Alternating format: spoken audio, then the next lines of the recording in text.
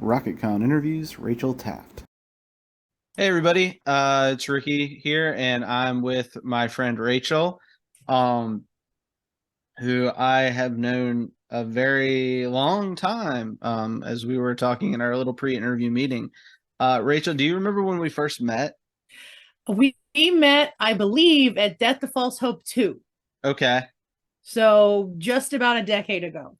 that that might be true because it's either there or I went to I think it was a house show at your house in Baltimore that Ryan Zavishlock took me to, and we might have met very briefly, but I don't remember which one happened first because you used to have house shows, right? Or you were at a We house. had shows in the yard, but we didn't ever have shows in our house. You might have been at the house show. Very possibly. I just remember like because I feel like but I don't remember which one came first. I'm pretty sure that house show was after I met you It because it was probably was. after Death to False Hope. It probably was. I don't like. I honestly. I'm pretty sure that was the year that it was like, I'm pretty sure that house show was like timeshares and That sounds right. That sounds right. Honestly, you got a better memory than I do. mixtapes, and because I also fed that show. Okay, I think that might have I been was what it was. grilling in the backyard. That was when I Yeah. used to like pack up my grill everywhere and just bring it. I have a 36-inch collapsible flat top grill, so I would just take it apart and throw it in the back of my sedan and like prep food for like 100 people and just roll. I would roll to like Richmond, like that one was at least a kind of local show. Yeah. But yeah, we would just roll wherever the people needed food, and then I would grill outside during the show. So for those of you that don't know Rachel, she has you remind me of remember the old Warner Brothers cartoons when they'd show up in town and they'd put on the different hats. Rachel is a promoter, runs a nonprofit, and recently picked up a new major thing in the music industry, a venue operator. Yeah. So we have a lot to talk about I don't today. think I can count me as an operator yet. Right now, I'm a venue renovator. Yeah, a venue renovator, soon, hopefully soon to be operator of a landmark venue in Baltimore. But we got just you wear many hats. You've done a lot of things. So, kind of, what got you started in the path of being a DIY superstar? Well, realistically, a lot of things. Okay. It was sort of like a perfect storm of stuff. I had always been a person who went to local shows. We went to VFW 5 bands for $5 that Pat Martin, who's the local promoter here, used to put on when I was, 15, 16. He was already running shows. And he actually owns Metro Gallery in town now with another couple of people, which is crazy. They're just like, people I knew from back in the day are like running the music industry in Baltimore now. It's very cool. But so I had a bunch of friends who were in bands. I had always been going to local shows, but I was never really part of any of the organizing side. And then my friend Scott, may they rest in peace,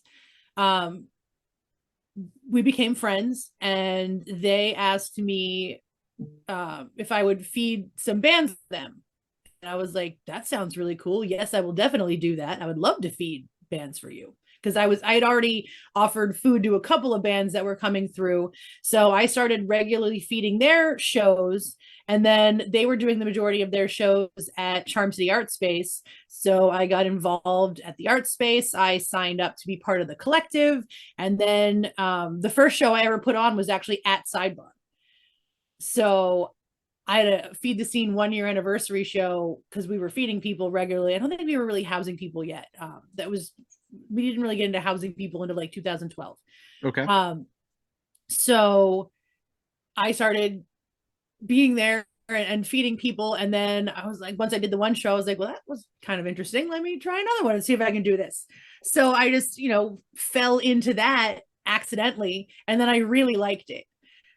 So I was already feeding people and we started housing them, and it just ended up being sort of a great synergy of all the pieces working together. I had a bunch of friends who were in local bands who just touring, and they were telling me all these horror stories of how bad it can be, how bad places they were staying were, it can and be. how rough touring was in terms of budgeting and the stuff you were eating. So, Feed the Scene came out of initially just feeding people because, I couldn't house anyone yet. My roommate was a very private person at the time, and she didn't really like a lot of strangers in the house. So we had people over for dinner, and we would have basically dinner parties before the show. And then we would sort of send them on their way. We'd all go to the show, and then they had to like disappear. But it was really fun. So, and then she moved out, and we had, other bands start staying over all the time. And then we got the bunk beds. And then it became like a really for serious thing, because in the beginning, it was sort of kind of a joke, like not a joke, but like we weren't doing it seriously. It was just for fun. Yeah. And then as more people started staying, we realized that this was actually a needed thing. Yes. I can speak from personal experience. I have, slept in some pretty unsavory places. And my favorite now is people actually send me pictures of the worst places they're staying. So like if someone stays in a particularly horrible place, they'll text me, be like, oh my God, look at this. We've like slept in places where I slept on like a love seat because that was the best place I could find. I've slept on places on the floor, entryway of people's apartments. There's been some sketchy places where you needed a place to stay. And that's one of the things actually when I first started being in a band and touring, I appreciated that about you, because that's something my wife struggled with, is I would always invite the bands to come back and stay with us because we had a guest bed and a couch. And I was like, we can give them something to eat. And it's like, listen, it's going to cost us like $80 to take care of these people. But that's, if you go to a major, like we'd go see Kelly Clarkson and spend $100 seeing Kelly Clarkson. It's like, to me, this is going to see Kelly Clarkson. It's taking care of these people. And and just the rest of the money you would have spent in that one instance is now just you helped them exist. Keep them. I think it's funny, and you can really speak to this because you get to see it in real time with what you do, how much work goes into bands being made. People think these bands just pop up overnight, and it's really, sometimes a decade of people like you putting on grinding. the shows. Of really hard work. I'm curious to see how that changes in the next 15 years with the advent of the way social media is working right now, because I feel like it will just sort of be a different grind. Yeah. I don't think touring is ever going to go away, but I do think that there is some difference in the way that some bands will come up versus others.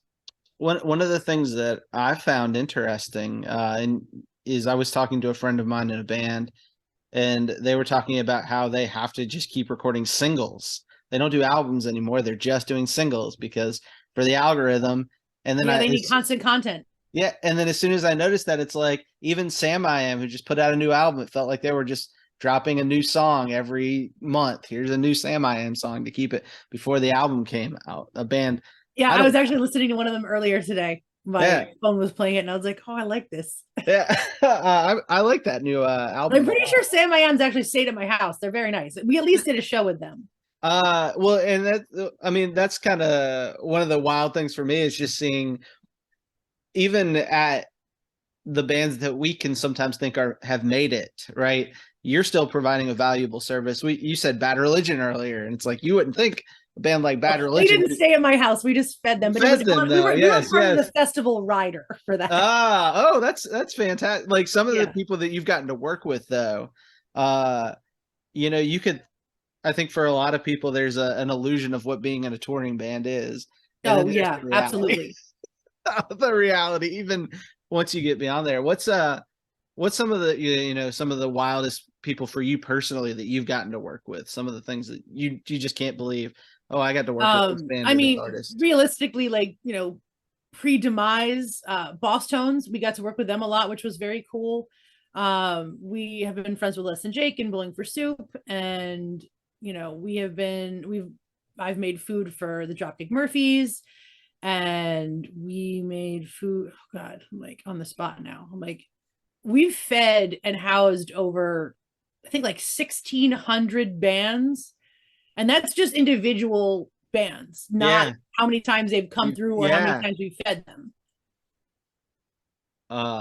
Yeah, that I know there's so many more that my brain is like completely farting on right now. no, it's all good. It's all good. It's and now, you know, we alluded to this earlier, and I can I mean, say technically we fed Wu-Tang Clan and Method Man and Redman and that to me is Rakim amazing. and Like I love Wu-Tang. I mean, I don't who grew up in the 90s that doesn't, right? Or right, like existed exactly. in the 90s. That's one of the things we were kind of talking about that earlier, you know, how this started. I met Rachel. She was handing out treats at a festival in Durham called Death of False Hope Fest that we played every year.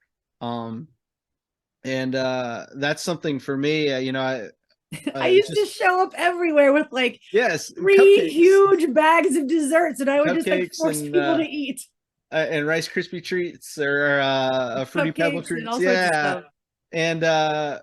and she would just show up and give out treats, and it was, you know, for me it was just this really cool thing about what makes the DIY scene special, is just the connections we get to make and just how many people that go into making this work. Because I people ask me what it was like being in a band, and I'm like, it's the most expensive hobby I've ever had. Oh, yeah, 100%. Like you're just throwing money away if you think about it in that terms. But the other side of that is getting to meet people like you and seeing, you know, what you do for touring bands and what you do for music promotion, because we all have a part in this, right? A Yeah. lot of this is just word of mouth.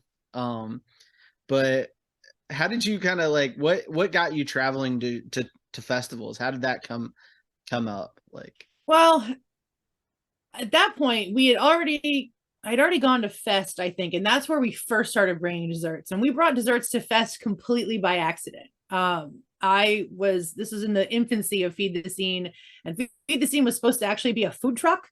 okay. So once we figured out how hard it was to be a food truck, and the fact that like in Baltimore City you had to basically like register every place you planned to be, Oh and it had to God. be approved, we were like, nah, that's not going to work for us. So we were going to be a food vendor, and we did food vend a bunch of times, which is sort of how we were able to food vend well later.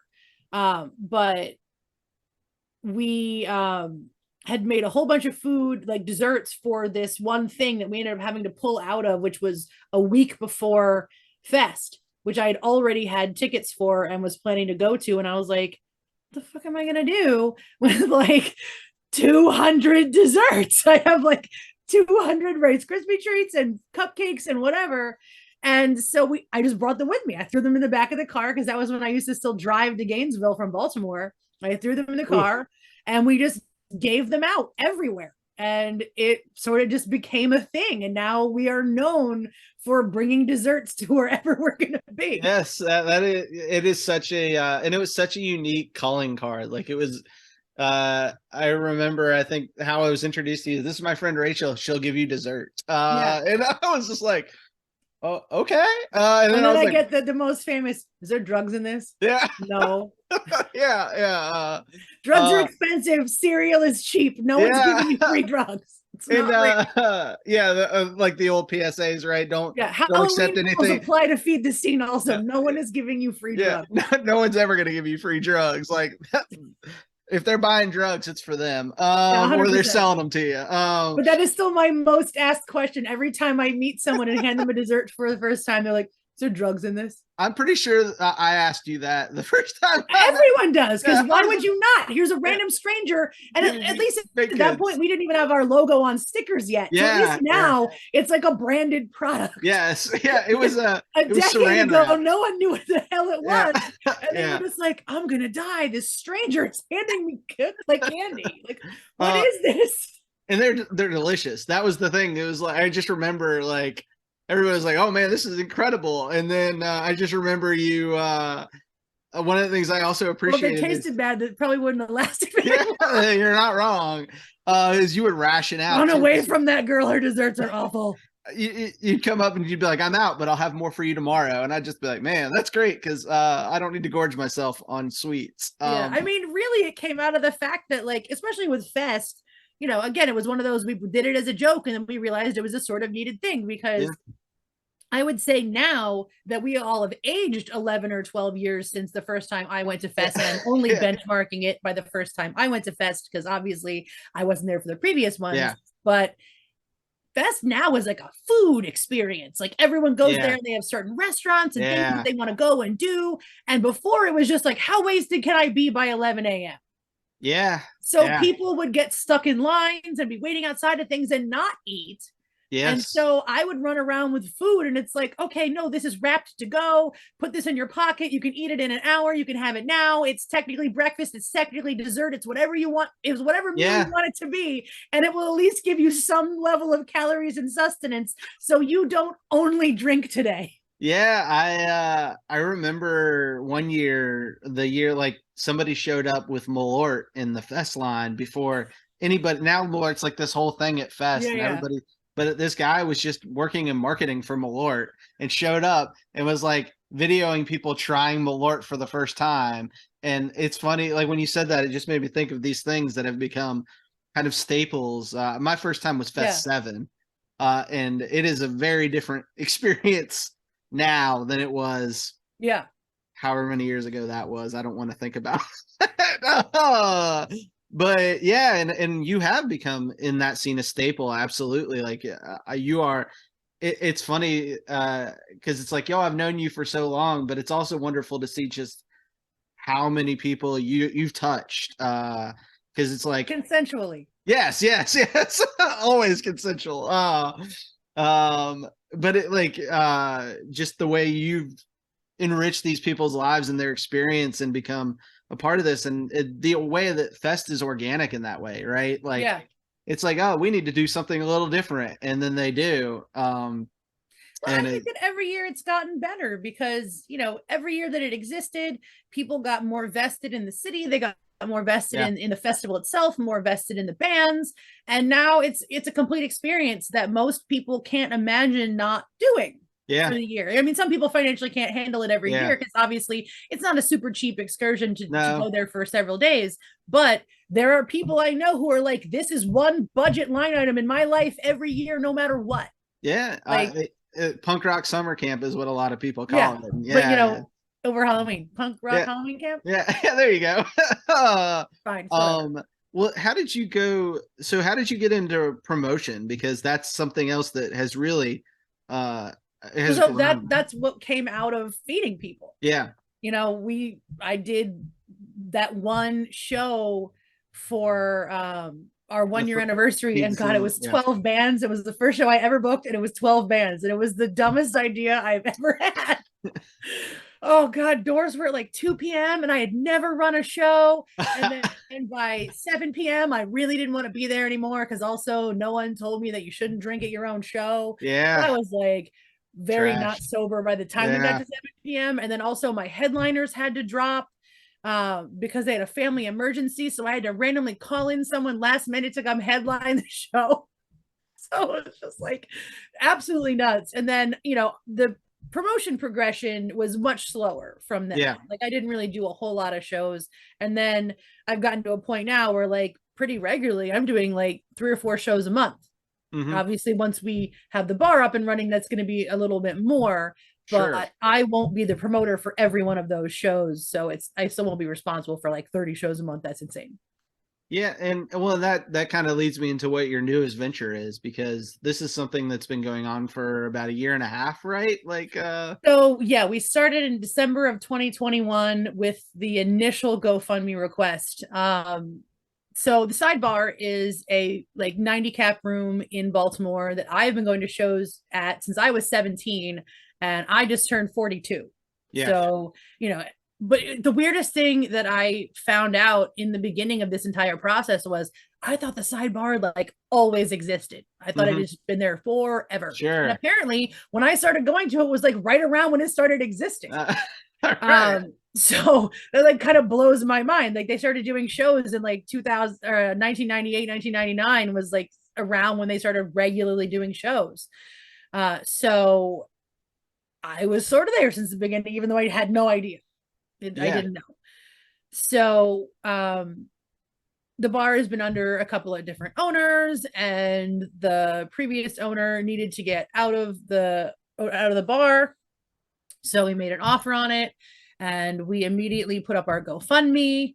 And then we've raised almost $60,000, and we have taken over the bar. We're in the middle of a whole bunch of, I don't want to call it renovation because we're not changing it, but it's restoration because there was a whole lot of stuff that had been not taken care of. And a lot of it was just because stuff was old and it was, put in or just built on top of and on top of and on top of. And there was a lot of underlying problems that couldn't be fixed unless you really did take out all of the layers on top. It was like peeling back an onion and finding it was rotten in the middle.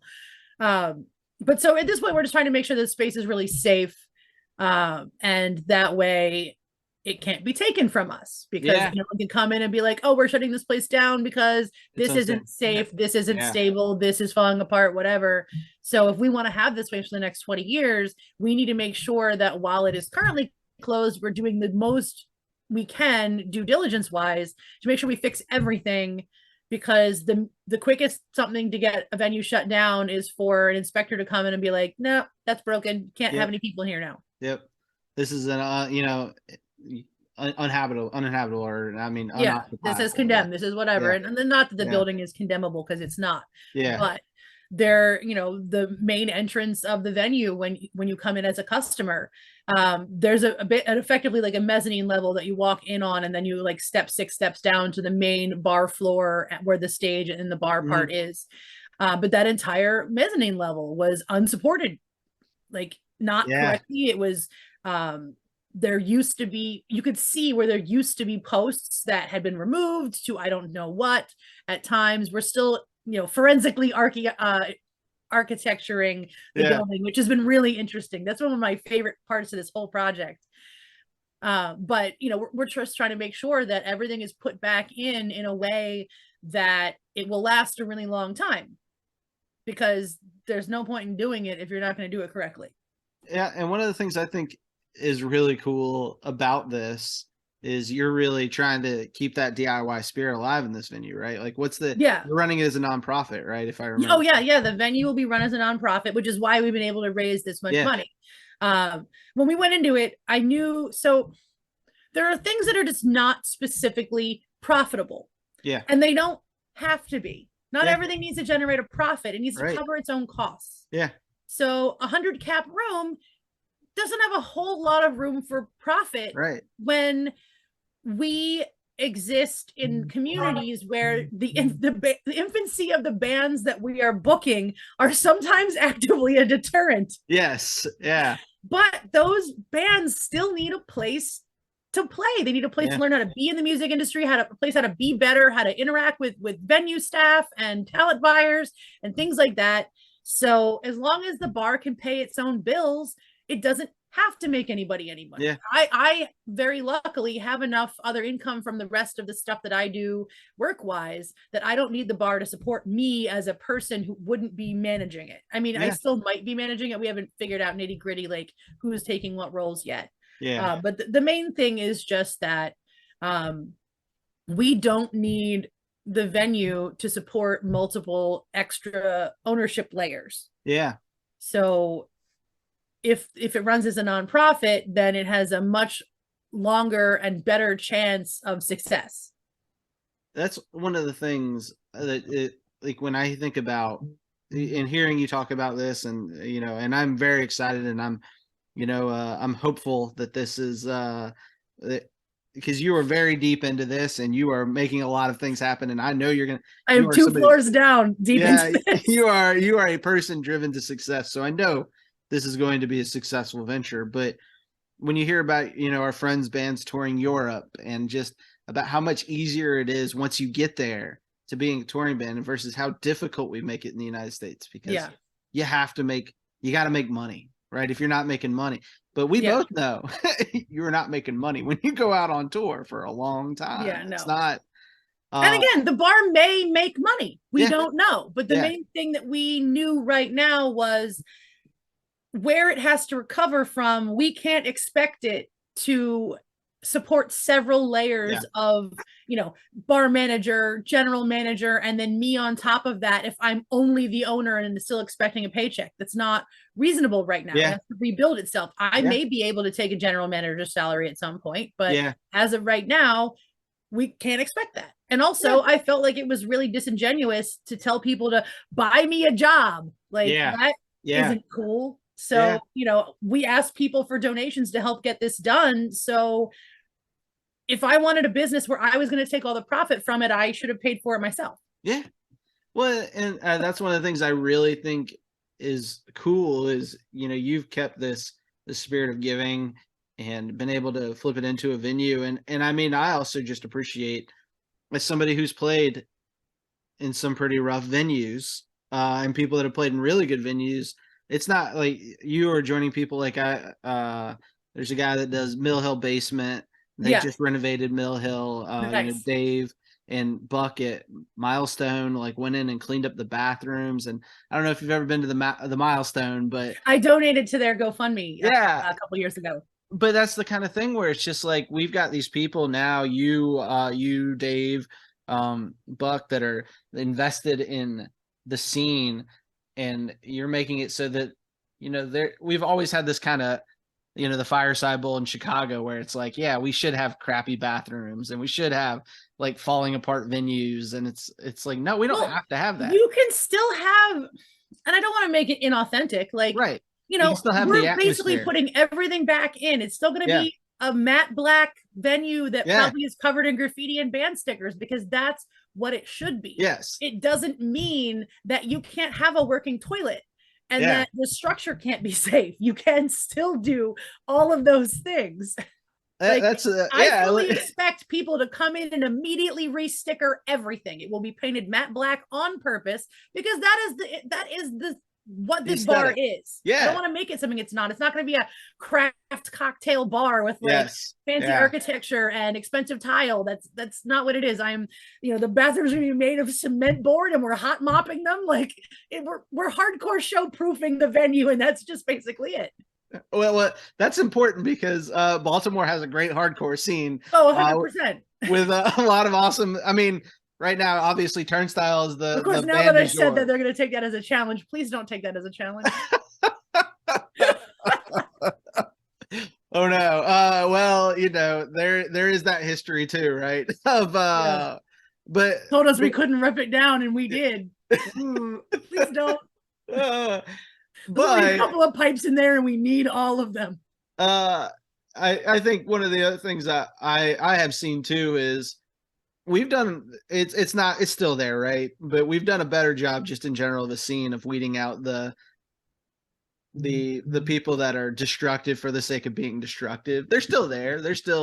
But I think we're finally. But also, again, some of that is just younger pieces of communities who figuring themselves aren't out, old enough to have owned anything yet, where they don't have the same value for stuff. And that's not specifically a judgment. It's just, we were all there at one point. Yeah. So, just because you've never had something, you've never been the liability holder on an insurance policy doesn't mean that you don't deserve to have a place where music can happen. But realistically, it is hard to put some of those shows in places that aren't prepared for it, because they can do a lot of damage. And again, hardcore still needs a place to have local shows. So if we can do the most possible to anticipate the needs of that community, which is basically indestructible things, then we can still have that, because we know our audience, we know our customer base, which is the people who want to come in and punch a wall, and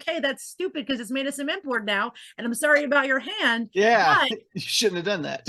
Your medical bills are your medical bills. Well, and I appreciate that too, because when I was a kid, I grew up in the suburbs of North Carolina, and we didn't have that kind of space, so we made our own spaces. Who does? Most places were not made for that. No.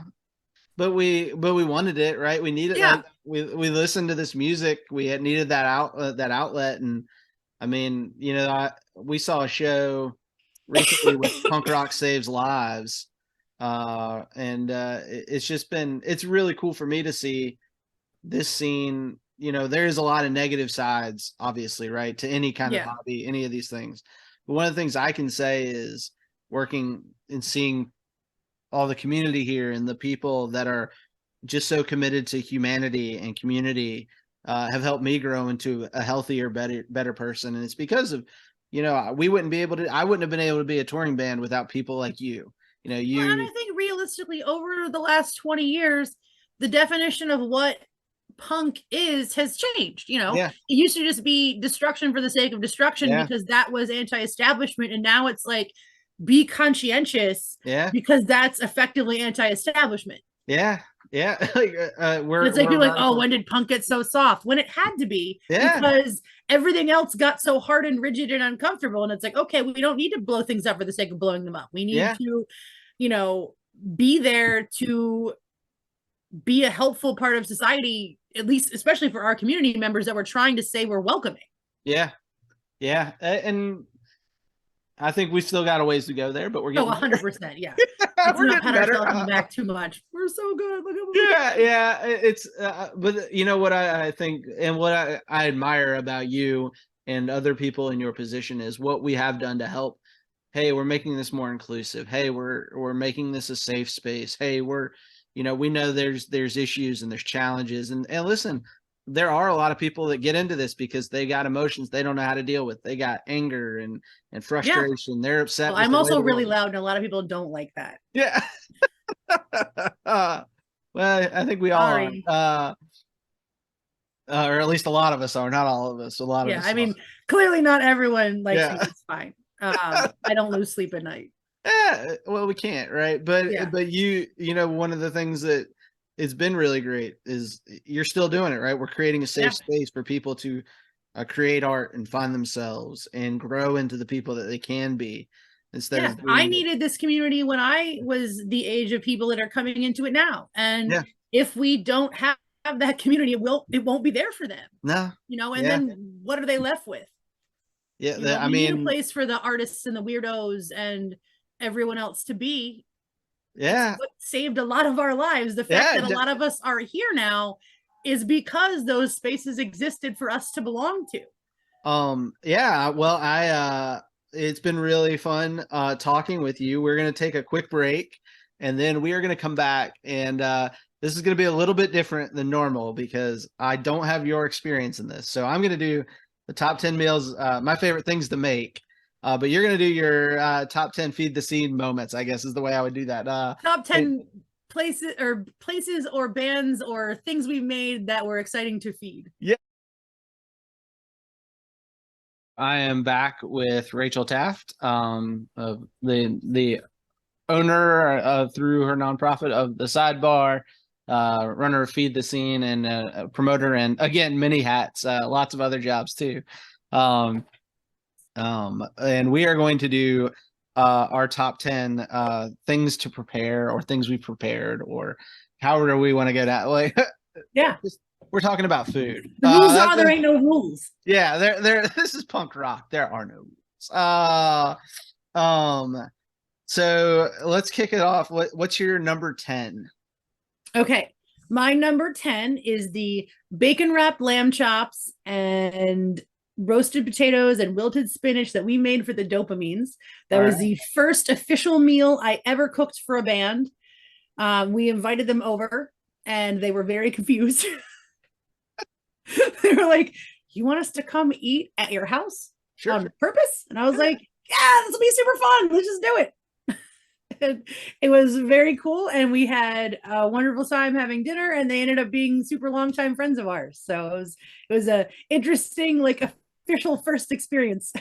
That is we had never done it before, so we had no one to eat. Like, I knew the guys in Less Than Jake, so I was like, "Call Vinny, your label owner. He'll tell you I won't kill you."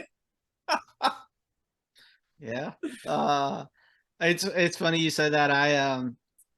My previous job, I was working there, and one of the people was in a touring band, and you know, it's funny when you meet people in touring bands, there's always that like level of what do you actually know about being in a touring band? And she started to like she was very broad in general. And then one of the things that came up is Buddy.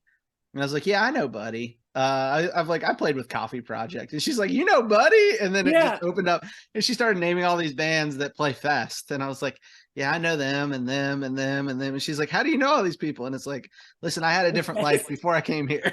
All right, don't worry about it. Don't worry about it. But it's just kind of fun the mutual connections, and Less Than Jake is one of those bands that, despite the levels they reach, are still very much invested with bands. Oh, absolutely. They're good dudes. They are. Well, I'm gonna go with something my wife loves for me to make, and something that was my go-to when I needed to feed a lot of bands. And I will be honest, I am not on your level, but I do love cooking, and I'm trying to get better. Is I make a spaghetti, but I do my sauce from scratch. So Oh, nice. The pasta, not. My wife's just got me a pasta maker, so maybe I'll start making my own pasta. Oh, that's really cool. But I love you know, simmering the tomatoes and making the sauce, and just I've learned to love caramelizing onions because it's something that is interactive, but also I can just leave over there and come back every few minutes. Oh my God. My phone background is actually a French onion soup that I made like I have half a decade ago, and I caramelized onions in bacon fat for 5 hours. Oh my, I bet that I have so been good. working on a vegetarian French onion soup because and I'm still trying to get it quite right because I want to make a French dip. That's what I'm working on, is making a vegetarian French dip. I'm getting there, but I can't. That's always one of the most interesting things, because, you know, one of the things that we really do try to do when we're feeding groups of people is like, we have a food questionnaire. Yeah. So I get what everyone eats, what they don't eat, what they're allergic to, whether they're vegan, vegetarian, whether they're omnivores, what things they eat if they're vegetarian. So, you know, when we're putting together a menu, I always try to make sure that everyone's eating the exact same thing minus whatever we consider the protein. Yeah. So figuring out how to prepare whatever I'm serving everyone else in the same style as whatever meat I'm preparing has been interesting to learn, because, you know, not every alternate takes to every meal prep method. Yeah. So sometimes when I have to figure out how many humans I have and how many of who eat what, and then I have to reverse engineer the meal. But I don't want anyone to ever not feel like they can eat, and then everyone else around them is having a great time eating food and talking, and they're like, oh, I can't eat this, and I'm hungry now, and I'm annoyed that this is happening. Like, it's supposed to be a loving and an exciting and fun experience where everyone's sitting down and having a family dinner. And if you feel that you've been othered, then that's not family dinner for you. You've been othered. Everyone else is having family dinner and you're not family. And you know, for a long time, it was hard if you're vegetarian to be in a touring band, because there weren't options. You couldn't go to Burger King or Taco Bell and get you know, I mean, you don't really want to eat that because you eat a lot of junk food on tour anyway. And even if it's technically vegan or vegetarian, it's like the saltiest, fattest vegan vegetarian it's so possibility. Bad for you. It is so bad for you.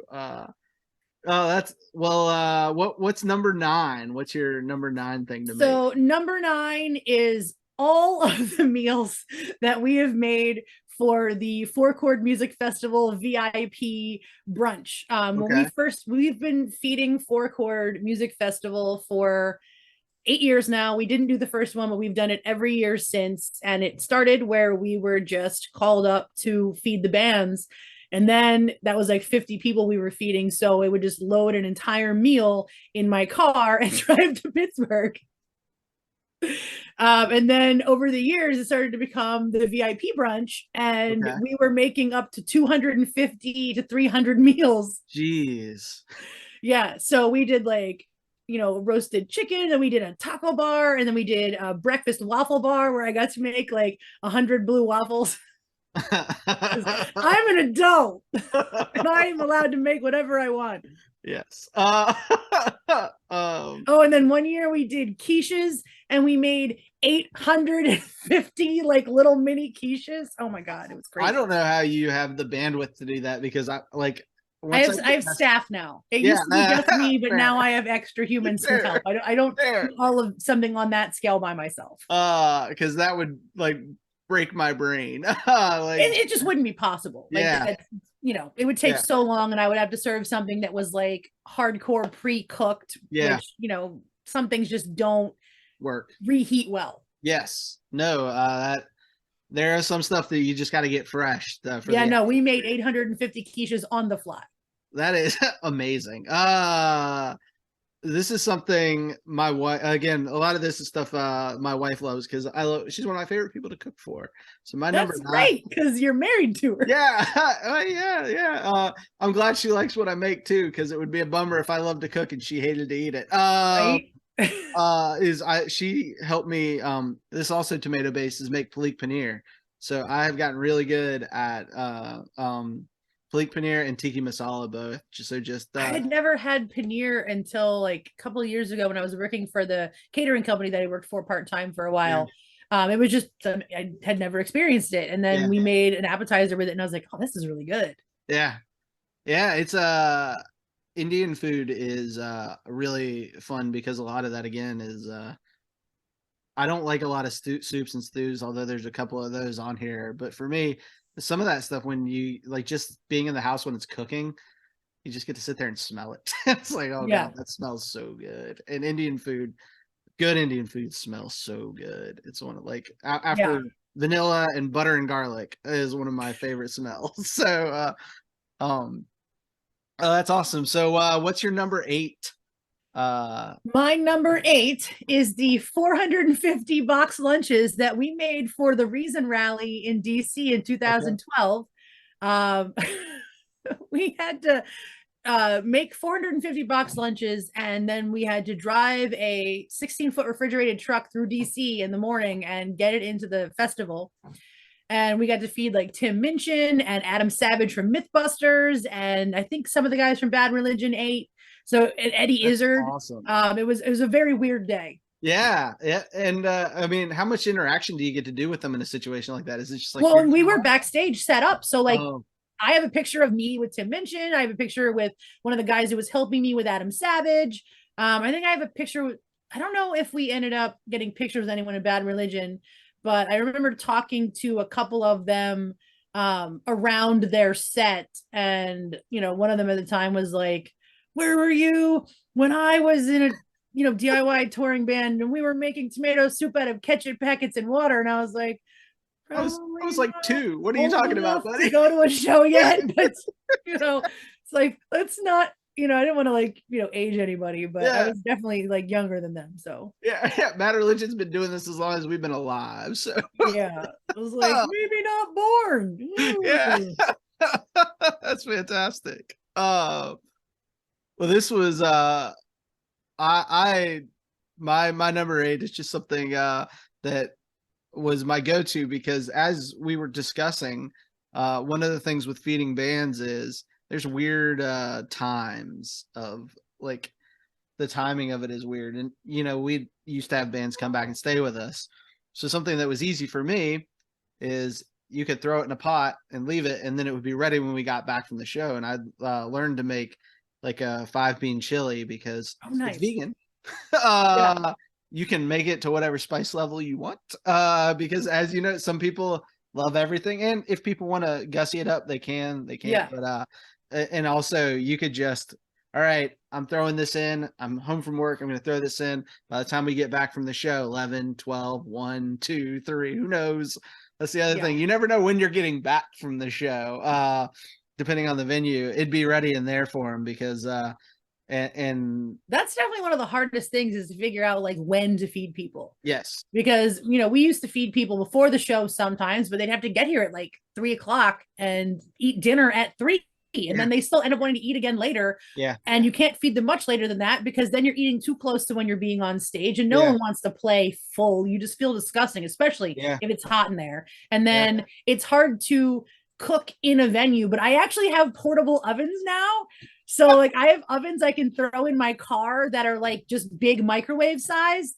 And so if we need to, I can like put everything in a fridge I can have basically like pre-prepped meals in a car, and then I can bring the oven with me and throw it backstage and then have everyone's meals ready to go when they get off the stage. But also a lot of times you don't want to eat right when you get off the stage either. No, your adrenaline is through the roof and you are sweaty and gross and you got to load out gear, everything about that's the funny thing for me is, you always see the people after the show's over start talking to the band, and depending on where they fall in there, like if you're not headlining or it's not backlined, it's like, I can't talk to you right now. I have to get all this stuff off the stage and I have 5 minutes to do it. I am so sorry. Like, I gotta go. I'd love to sit here and say it. And you Please feel like talk to me in 10 minutes when all my gear is in a van. Yes, I would love to talk to you. I appreciate you talking to me, but I gotta go. Like, I'm sorry. I will be right back. Well, then we used to feed people sometimes at like, when we get back from the show back to the house, but like that's like at 2:00 in the morning. And when I was 30, I wasn't that upset about starting dinner at 2 a.m. But now I'm 42 and I don't really want to do that. Also, we have Airbnb guests now who are regularly living at the Feed the Scene house. So, we can't really start dinner at 2 in the morning and be eating in the house till 4 a.m. anymore because also realistically, half the bands that we feed got older too, and they need more sleep than they used to. Yeah. It's well, and one of the things that vicious cycle.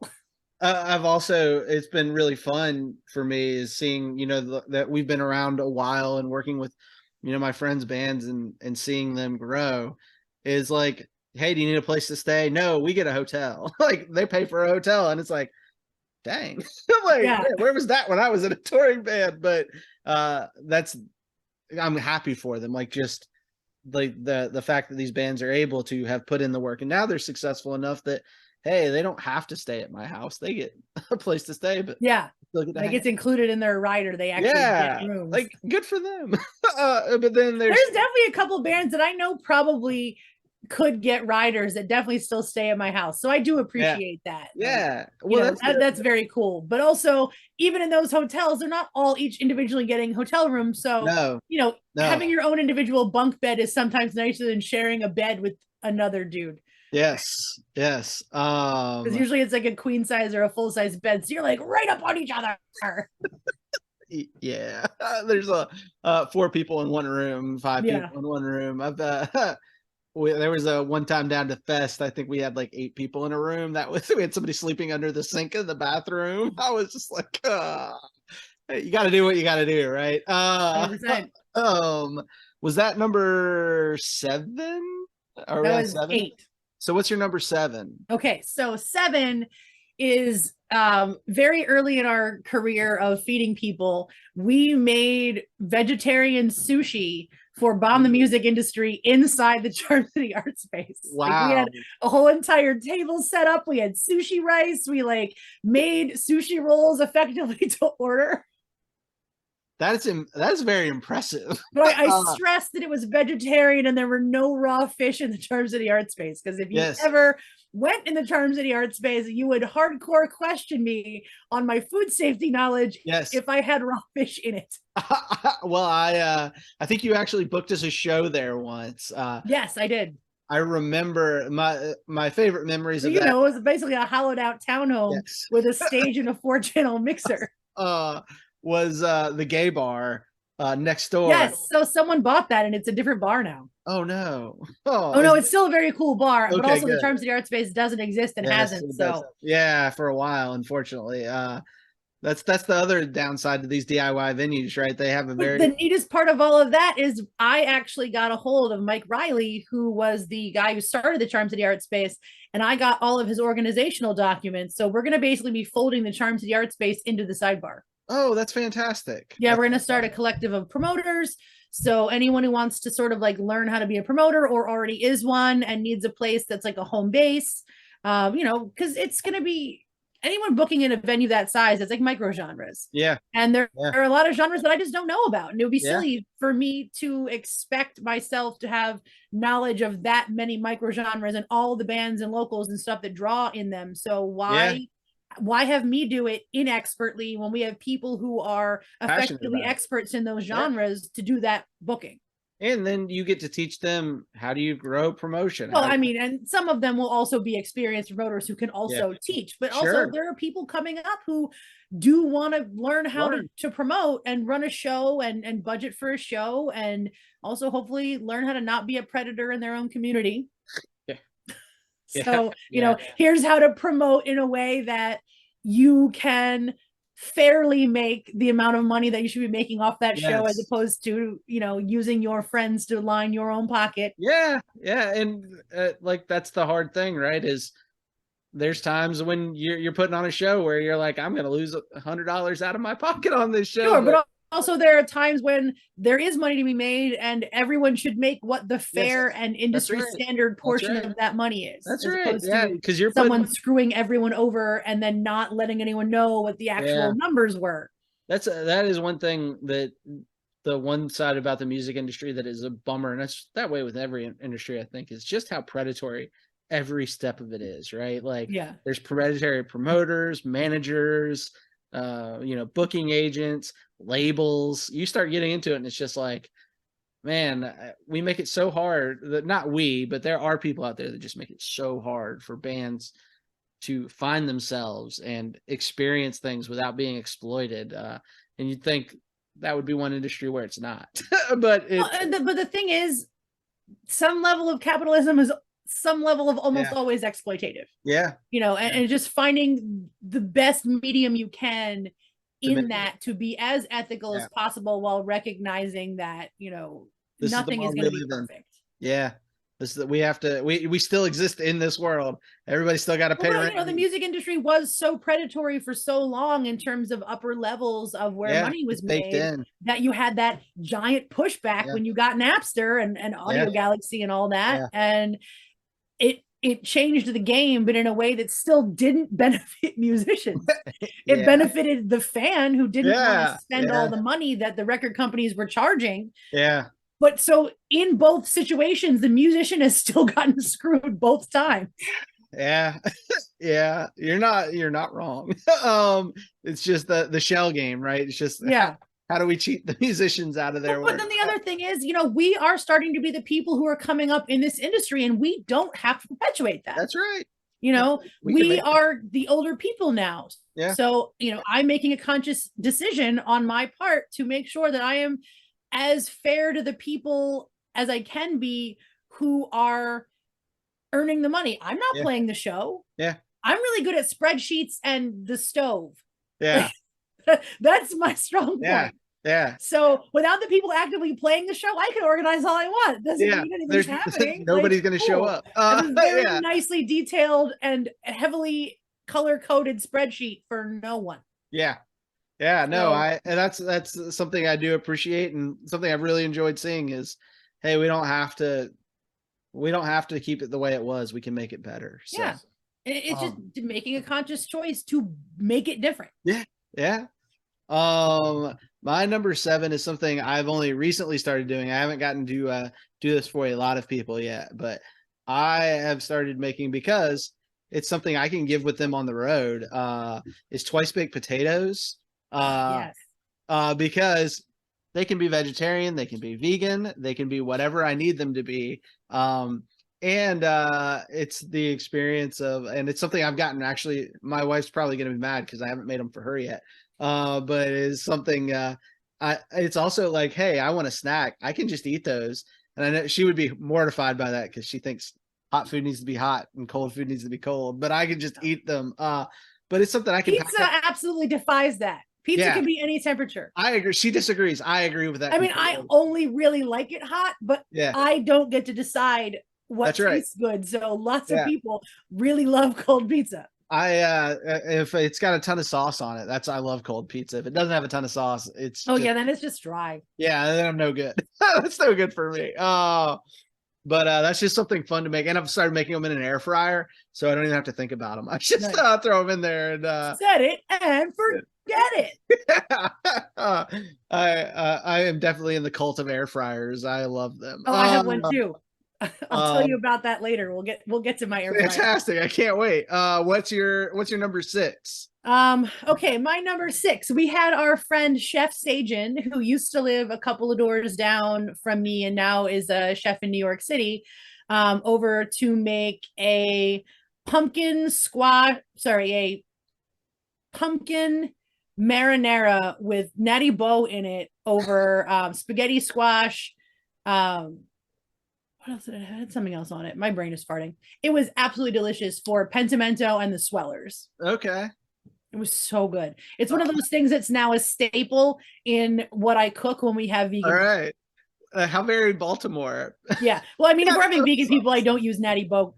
Yeah. So I actually had to research this. Technically, natty boh is vegan, I think, or no, Sure. wait, is it kosher? We were looking up kosher. So natty boh is effectively kosher. All right. But when it's vegan, I don't put beer in it. Sure. That's fantastic. I will have to try that sometime. I will. Yeah, I'll send you the recipe. All right. Yeah, I'd love it. I will make it. Mine is a breakfast thing. So when you have bands over, people over, right? You've got to sometimes you want to feed them dinner. Sometimes you like to feed them breakfast, and something that's easy and fun, and also again can be vegetarian, vegan. Huevos rancheros. Oh yeah, I love because it's easy, but it's also delicious. And I do make it with flour tortillas, not corn tortillas, because I'm a flour tortilla person also. Which my wife hates, so I have to get corn tortillas for her. But I'm not.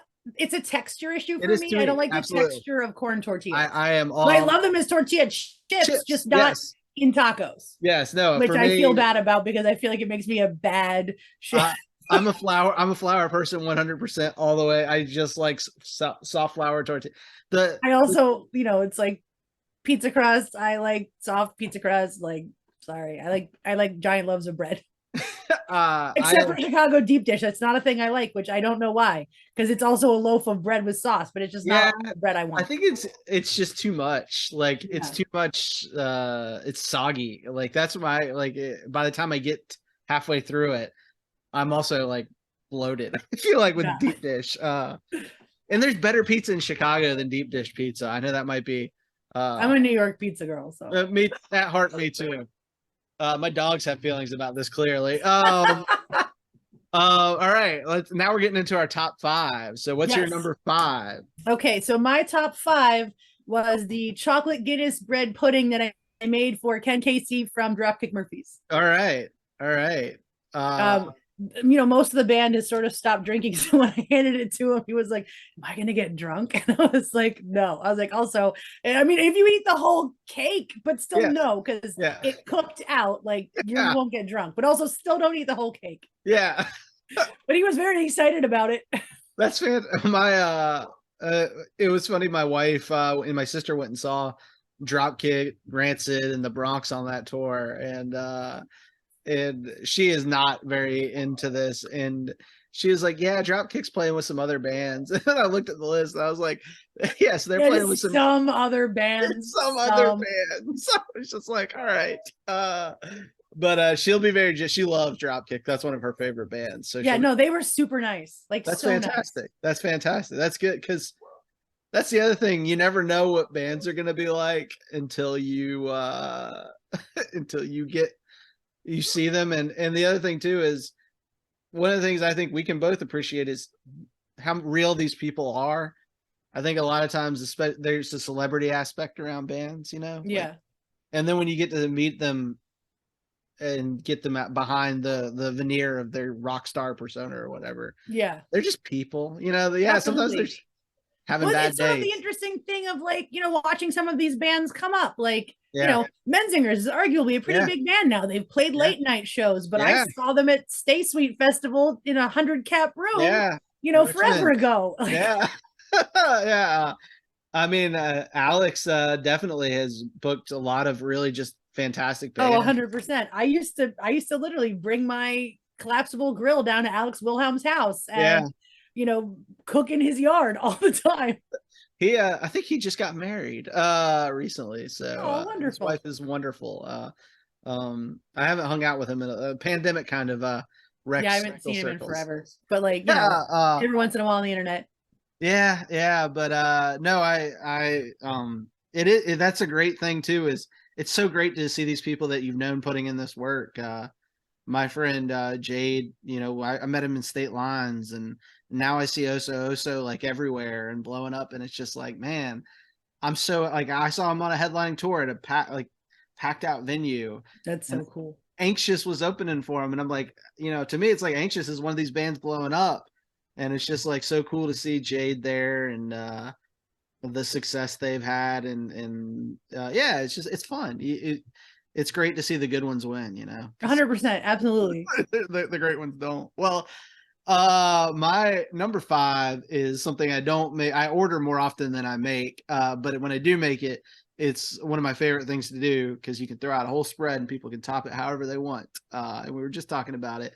I love like making my own pizza crusts and like making my own sauce and just throwing it out and going, have at it. You can put whatever you want on there because you can do no cheese. You can do again. It's adjustable. It's fun. I do end up ordering it a lot more than not so much these days, but when we'd have bands over, that was a quick go-to, right? It was pizza. Oh yeah, we've ordered a lot of pizza. There's like 2 pizza shops right a block away from Feed the Scene, so we regularly. The worst part is sometimes I'll have it delivered, and they'll just like walk the pizza out the house out the store and down the block and be like, "Here's your pizza, ma'am." Yeah, but you're also just like, I've got 40 billion people in my house right now. Like, I can't walk out of here. I mean, sometimes I'll send one of the band members the money to go get the food.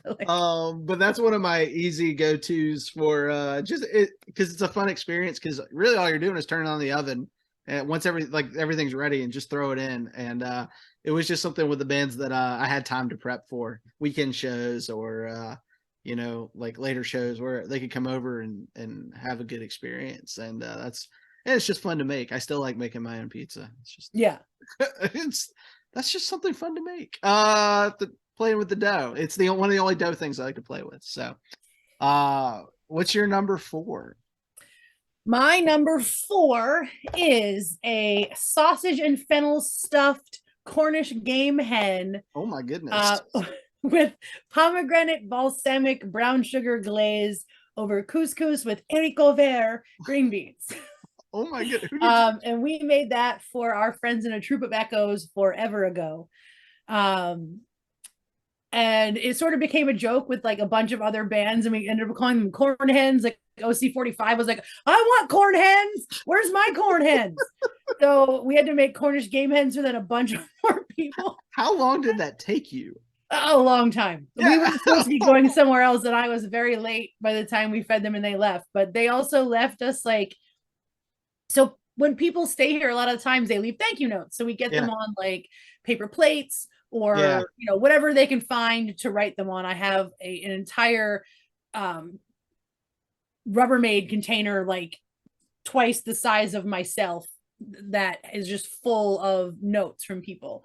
So people used to hide them around the house, and I wouldn't find them till later. Some of them I know I never found because either like they got thrown away or they were too good at hiding them. But I found one from 2014 behind a bookcase in my living room, like 5 years later. Yeah.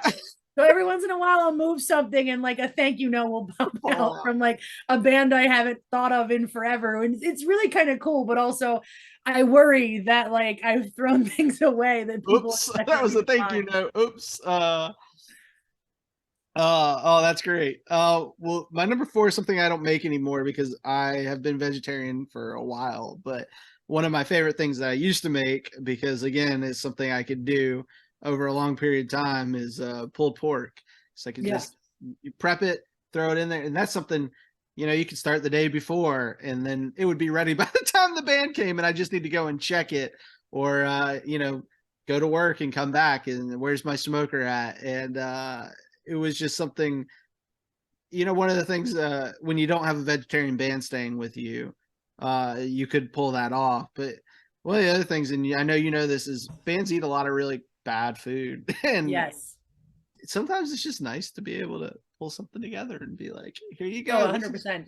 This is real food. Like there's actual nutrients, and like you can have a salad, and you can have so one of my favorite things to make is just throw in the smoker.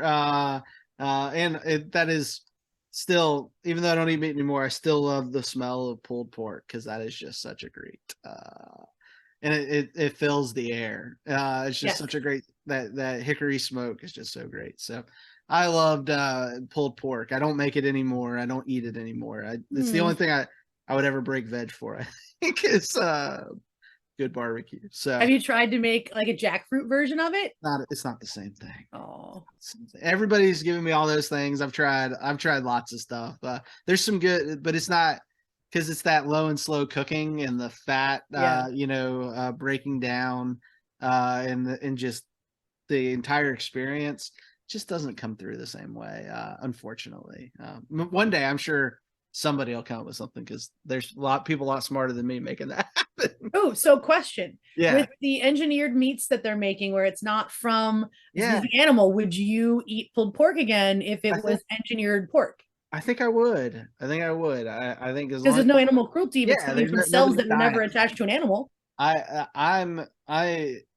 thought about that, and I'm like, I probably would. I don't know that I'd ever go back to eating chicken, because fake chicken is pretty much as good as real chicken. I mean, it's not quite as good, but it's hard to tell. But they have not figured out pork yet, outside of a couple of things. So yeah, maybe I'm not. I feel like I would definitely try it. Yeah, I would too. And if it tasted exactly the same, I feel like, as a person who very much enjoys eating meat, sure, that it would make me feel better if I had an option that I knew was more sustainable potentially and less harmful to animals. Yeah, so I would definitely consider, changing to a lab meat meal. I could see myself going that route. I don't. Who knows? I wonder if it would make everything cheaper, like cubic zirconia for diamonds. You gotta hope. We gotta do something. Yeah, but I'm just saying, like, just buying like huge tenderloins because it's like pennies on the dollar to a normal tenderloin, because you don't have to, have a whole bunch of space and keep it. It's crazy. Yeah, okay, that's not even the conversation we're having. Sorry, I'm really good. It's all good. It's all good. So let's go on. What's our number 3?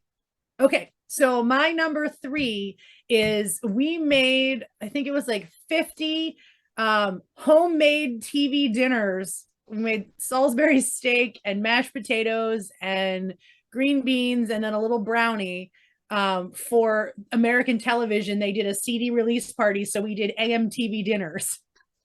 That's fantastic. And we had to learn how to make vegan Salisbury steak also, because we had some vegans who were coming to the show. Yeah, that's great. I saw them just recently. They were down here playing. I guess they did a little mini tour, so I got to see Steven and they're super nice. I love them, but it was just one of those things where, like, what a great story. Steven hit me up and he was like, "Hey, do you want to like do our album release up in Baltimore?" And I was like, "Yeah, I do." I was like, "Let's make it ridiculous." That's fantastic. No, I love that. That is amazing. Like, everyone that came to the show in the audience got a TV dinner. That's I would have lost my mind over that. I'm not gonna lie. Childhood flashbacks coming to me right there. Well, for me, is something I used to do because I always have the ingredients on hand, and it's something my dad used to make, and it's just really easy. Is because I just turn on the broiler. Is open-faced bacon, tomato, and cheese sandwiches. And I can still make them with fake bacon now, but it's just I want that for lunch. where it's just like, oh, you're hungry? I got you. Sliced tomato, sliced cheese, throw it on bread, put a little mustard on there, throw it in the broiler. And it's, for me, that's one of my ultimate comfort foods. Those are my top 3 or ultimate comfort foods to make. And it's easy and it's delicious. Like, it shouldn't taste as good as it does. Melted cheese should not taste as good as it does, but it does. So I'm glad it does, because I would be really sad if it didn't. Yeah, you're right. It's one of my favorite things.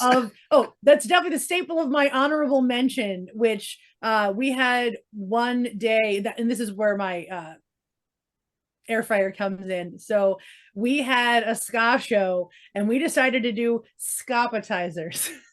And obviously, if you've been paying attention to ska anytime in the last 5 years, you know that mozzarella sticks are the most ska thing. Yeah. So I had to buy one of those like giant air fryers because we made mozzarella sticks for the whole show. And a whole bunch of other different appetizers. But like, you know, I'm cooking in a venue that's small that has no kitchen. So I'm like, air fryer works great. So we just air fried everything. That is that is my honorable mention. That's fantastic. Appetizers.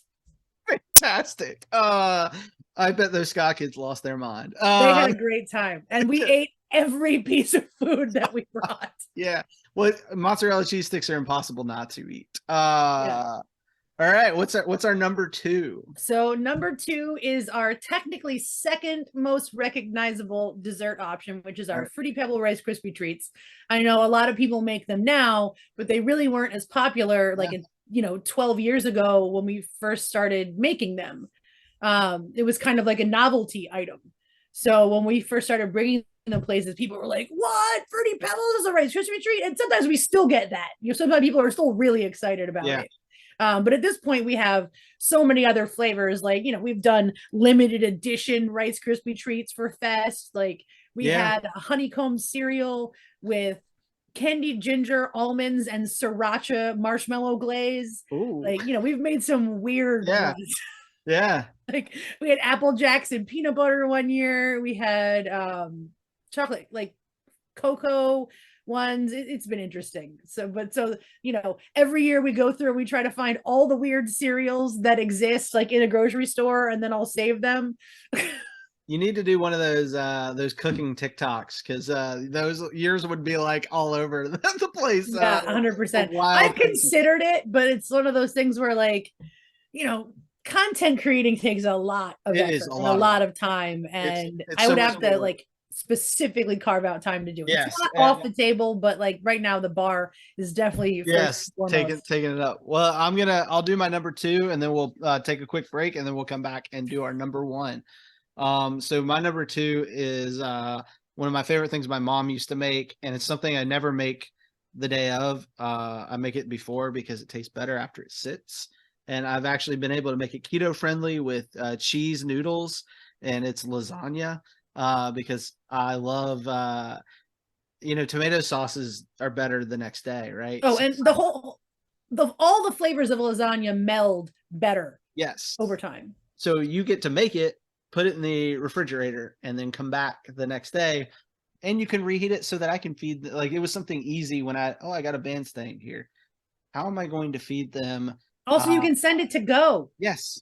Yeah. That's something you can cut into pieces and put in a container and send them out the door with. Yes. Here's my to-go containers. Get them out of my house. I have too many. Lasagna is just, and God, it's just so good. So we're going to take a quick break, and then we'll come back and do our number 1. We got our number 1. And I'll let you go last because yours is going to be a big one. I'll jump in here with my number 1, which is my favorite thing to make because I can make it with any ingredients. I can have it ready the same day. I can have it ready later. I can take it with them. It's all this stuff. It's a casserole too. It's baked macaroni and cheese because that is my ultimate comfort food. And it is something my mom used to make as well for me. But it's something I don't make it vegan. So that's when my vegan friends come over, that doesn't get made. There's plenty of other options, but for anybody non-vegan, vegetarian or beyond, especially considering you can stack so much stuff on top of a mac and cheese. Yeah. It's